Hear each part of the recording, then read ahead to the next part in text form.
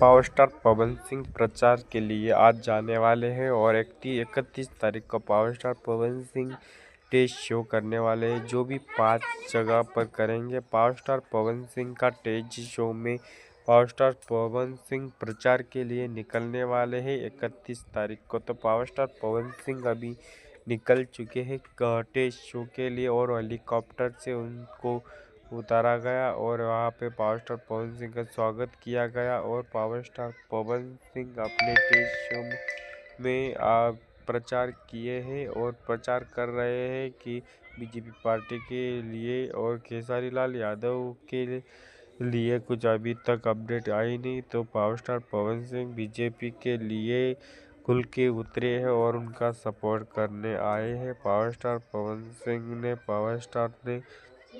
Test show किए हैं 31 तारीख को और अपने शो कर रहे हैं।